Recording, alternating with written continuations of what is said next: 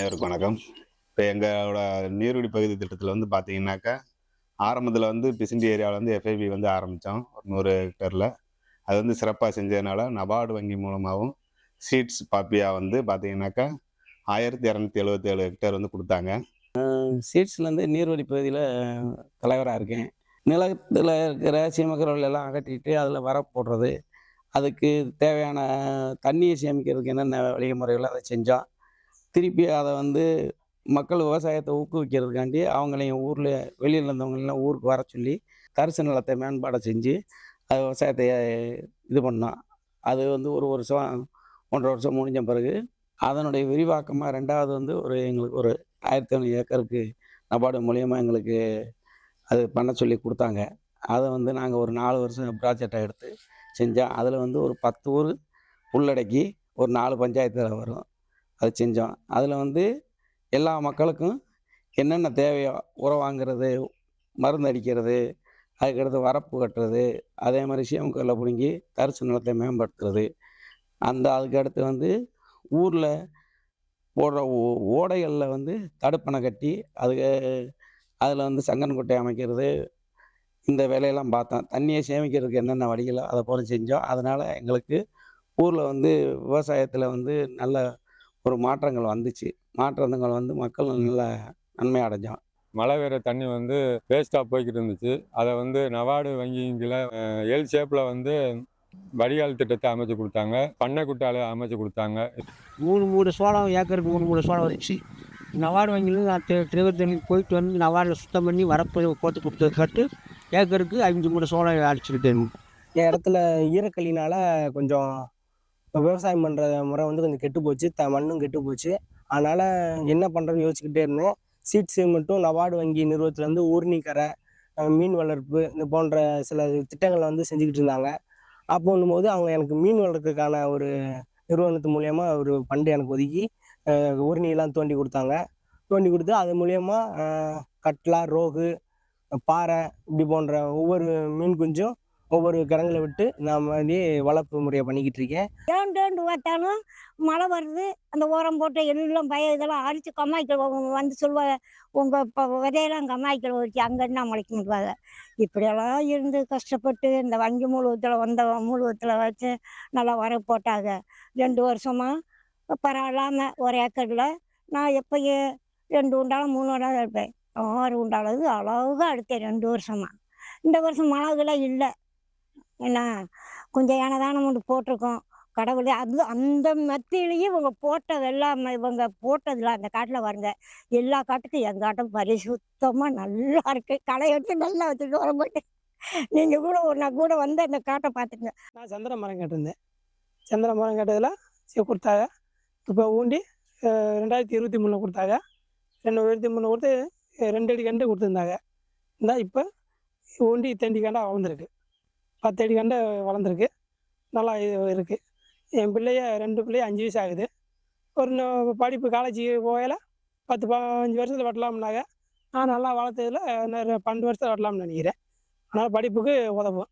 இங்கே 750 cube metre வந்து ஆழப்படுத்தியிருக்காங்க.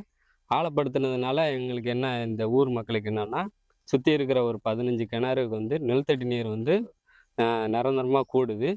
அதே மாதிரி குடி தண்ணி பம்பும் இங்கேருந்து தான் போகுது. ஊருக்குள்ளே குடி தண்ணி இருக்குது. அதுக்கு நிரந்தரமான குடிநீர் தண்ணியும் தட்டுப்பாடு இல்லாத இது உருவாகுது. கம்மாயை தூந்து கிடந்ததை நல்லா துருவல் அள்ளி நல்லா ஜம்மனும் இந்த விவசாயிக்கு உதவி செஞ்சாங்க. போர்லேயும் தண்ணி நல்லா வருது. பொது போர்லேயும் தண்ணி சுத்தமாக ஒரு 5 மணி நேரம் தான் ஓடும். அதுக்கு பின்னாடி ஓடாது. இப்போ வந்து 24 மணி நேரம் தண்ணி நல்லா ஓடுது.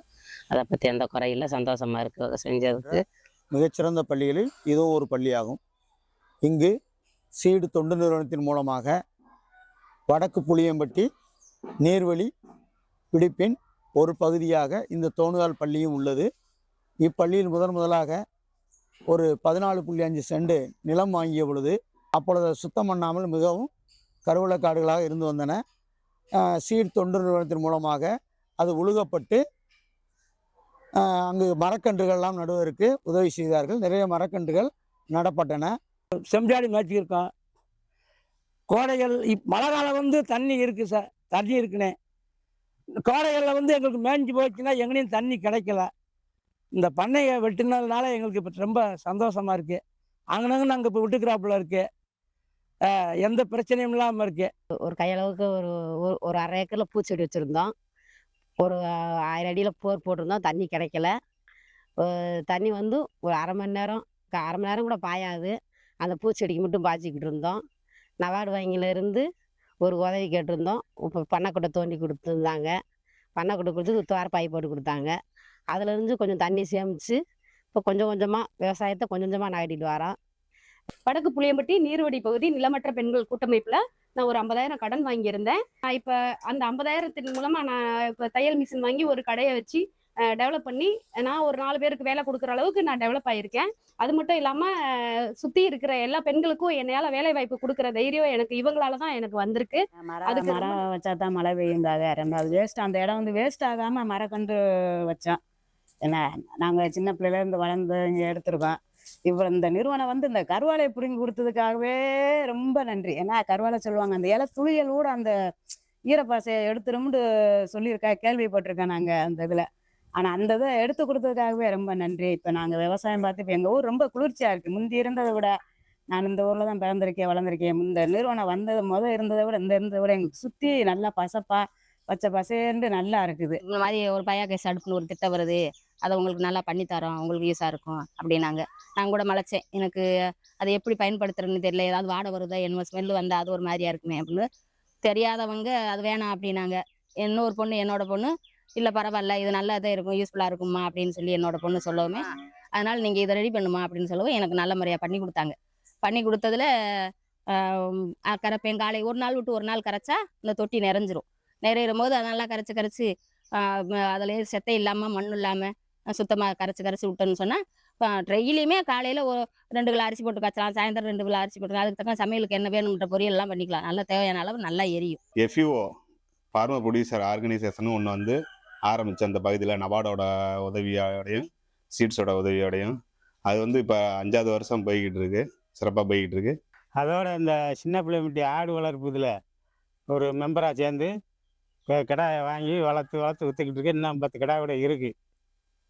லாஸ்ட் இயர் டேர்ன் வந்து 77 லட்ச ரூபா வந்து டேர்ன் பண்ணியிருக்கோம். அதுக்கு வந்து ஒரு ஊண்டுகோலாக வந்துட்டு சீட்ஸ் அமைஞ்சிருக்கு. அவங்க கொடுக்குறத வந்து யாருக்கு என்னென்ன கொடுக்கணும் எப்படின்றத இவங்க டிஸ்ட்ரிபியூட் பண்ணி கொடுக்குறாங்க. அதனால நாங்கள் வந்து சீட்ஸுக்கும் ஒரு நல்ல பெருமையை தேடி தரணுன்ற ஒரு விவசாயிகளுடைய ஆர்வமும் அவங்களுக்கு ஒரு நன்றியை சொல்கிற ஒரு கடமையும் பட்டிருக்கோம். எல்லா உதவியும் செஞ்ச சீட்ஸுக்கும் நபார்டு வங்கிக்கும் நாங்கள் ரொம்ப கடமைப்பட்டிருக்கோம். எங்களுக்கு இந்த திட்டத்தை செஞ்சு கொடுத்துக்க நபார்டு பேங்க்கு சிசி பேங்க்கு நன்றி. தொண்டாற்றி வரும் இந்த சீட் தொண்டு நிறுவனத்திற்கும் நபார்டு வங்கிக்கும் மனமார்ந்த நன்றியினை எமது பள்ளியின் சார்பாக தெரிவித்துக் கொள்கிறேன். இது வரைக்கும் வீட்டை விட்டே வெளியே வராத பெண்களுக்கெல்லாம் இப்போ இன்னைக்கு இவ்வளவு தூரம் நாங்க முன் வந்து வேலைக்கு போறோம் அப்படின்றதுக்கு முதன்மையான ஒரு காரணம்னா அது சீட்ஸ் நிறுவனமும் நபார்டு வங்கியும் தான். அதுக்கு மிக்க நன்றி. சீட்ஸ் நிறுவனத்திற்கும் நபார்டு வங்கிக்கும் நன்றி.